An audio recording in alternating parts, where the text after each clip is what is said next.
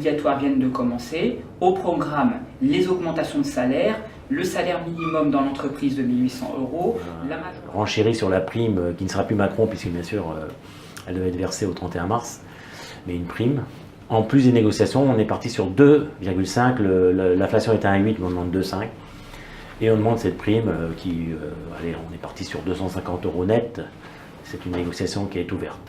En deuxième, on a demandé la majoration du travail du dimanche à hauteur de 50%. On a demandé aussi un avenant à l'accord de génération pour les salariés qui atteindraient les 50 ans qui puissent bénéficier d'une 6e semaine. Ensuite, on a demandé aussi une tranche supplémentaire sur le plan épargne d'entreprise en passant à 220 € et une augmentation de 5% de l'abondement de l'employeur. Une autre demande, revendication importante, c'est le 13e mois qui soit acquis dès la première année pour les salariés qui rentrent en entreprise pour conserver une attractivité aujourd'hui qui est moindre par rapport au rachat. Donc, et en plus, qui est quelque part une normalité dans la plupart des boîtes où ils perçoivent le 13e, il est versé dès la première année. Donc quelque chose qui est complètement légitime.